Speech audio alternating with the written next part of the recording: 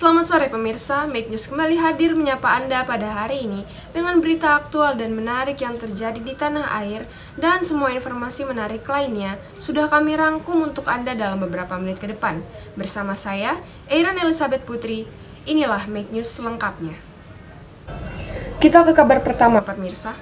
Kecelakaan tunggal yang dialami mobil dinasnya. Pejabat sekretariat DPRD harus mengundurkan diri dari jabatannya lantaran di dalam mobil terdapat wanita bugil.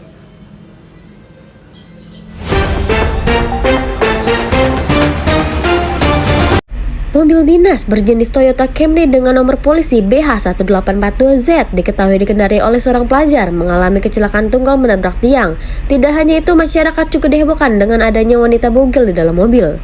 Atas kejadian ini, Edik Purwanto selaku Ketua DPRD Jambi menyampaikan bahwa yang bersangkutan mengundurkan diri dari jabatannya, serta akan dilakukan pencopotan jabatan penanggung jawab mobil dinas tersebut dan terancam non-job.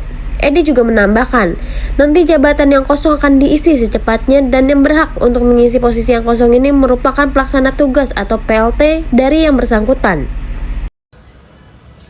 Berita selanjutnya, Cina berikan pernyataan tegas atas reaksi berlebihan Amerika Serikat yang menembak balon udara miliknya.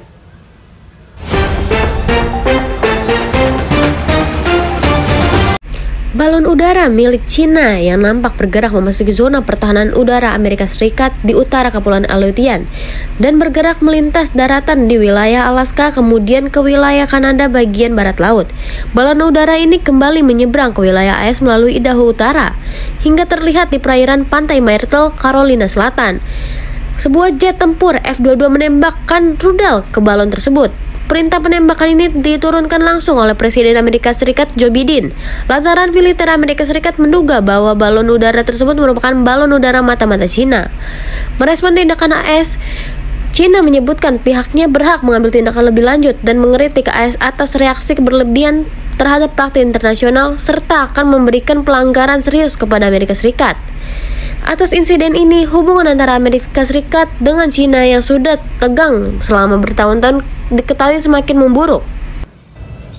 Berita selanjutnya pemirsa, untuk meningkatkan kekebalan akan virus COVID-19 pada masyarakat, pemerintah kembali melakukan vaksinasi COVID-19 booster kedua atau dosis keempat.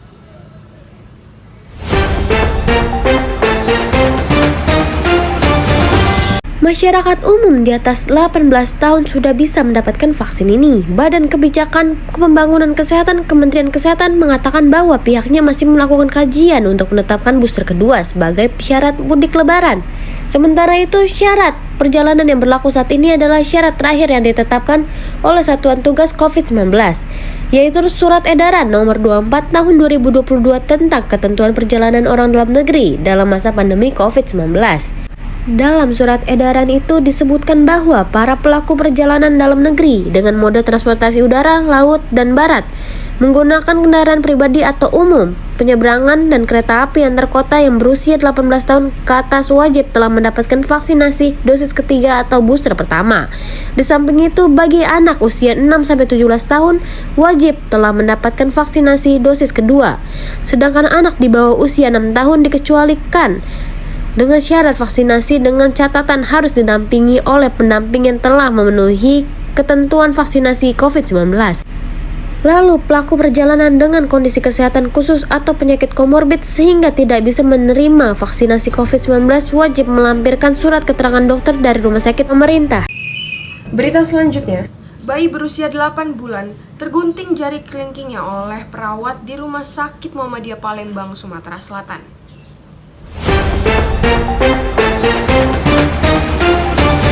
Jari bayi itu nyaris putus karena ulah gegabah perawat berinisial DN. Dirangkum Detikcom Minggu 5 Februari 2023. Insiden menimpa bayi malang itu terjadi pada Jumat 3 Februari sekitar pukul 10 waktu Indonesia Barat. Saat itu DN hendak membuka selang infusan. Ayah dari bayi tersebut bernama Suparman menjelaskan bahwa pihak keluarga sudah mengatakan agar membuka perban saja pada tangan yang dipasang infus, tapi tidak didengar perawat itu, malah mengambil gunting besar sehingga menyebabkan kelingking kiri bayi itu terpotong.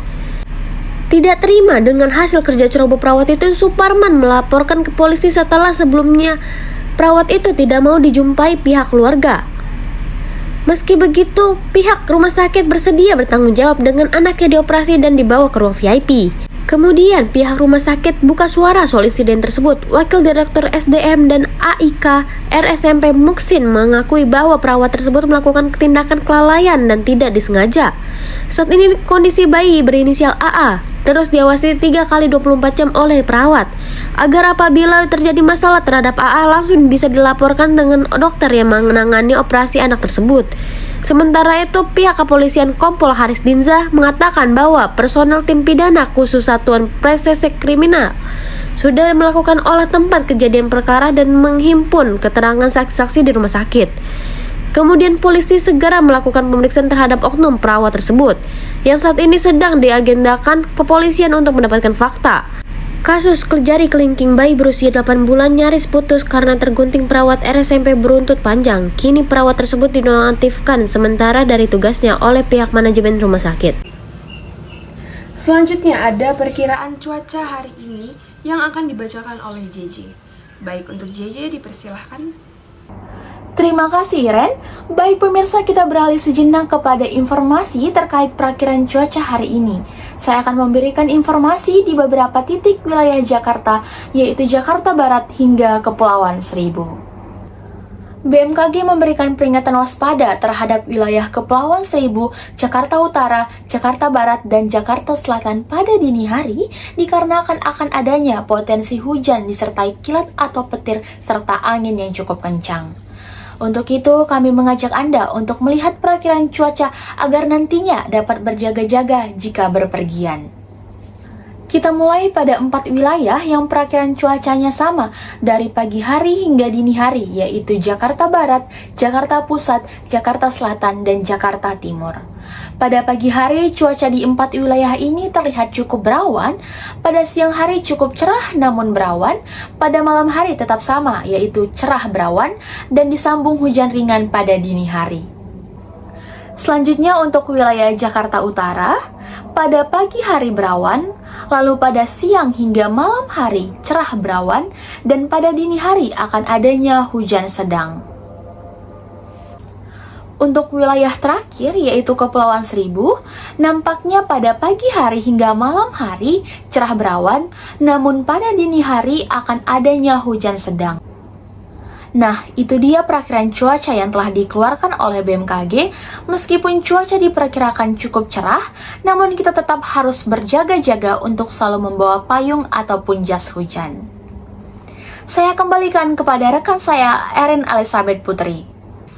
Berita selanjutnya, petarung Mixed Martial Arts Indonesia JK Saragih harus mengakui keunggulan Ansul Jubli pada laga final Road to UFC di Nevada, Amerika Serikat, Minggu 5 Februari.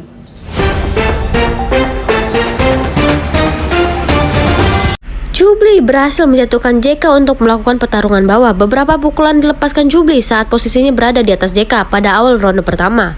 JK terus berada di bawah Jubli hingga mendekati akhir ronde pertama. Jubli coba melakukan kuncian leher pada JK, tetapi JK bisa keluar dari kuncian tersebut. Kemudian JK memulai pertarungan atas tendangan ke arah kaki dan pinggang dilakukan oleh JK untuk menemukan Jubli. Satu tendangan JK mengenai Jubli dengan telak di bagian kepala. Setelah itu Jubli kembali menjatuhkan JK untuk melakukan pertarungan bawah. Jubli coba terus mengontrol JK dalam pertarungan bawah. Beberapa pukulan dengan tangan kanan dilepaskan oleh Jubli ke wajah dan bagian kepala JK. JK tidak lagi mampu memberikan perlawanan karena didominasi Jubli. Wasit pun memutuskan untuk menghentikan pertandingan dan Jubli dinyatakan menang TKO pada pertengahan ronde kedua. Pemirsa, informasi tadi mengakhiri perjumpaan kita di Make News kali ini. Make News akan kembali dengan berita aktual dan menarik lainnya. Saya Erin Elizabeth Putri dan segenap kru yang bertugas pamit undur diri. Selamat sore dan sampai jumpa.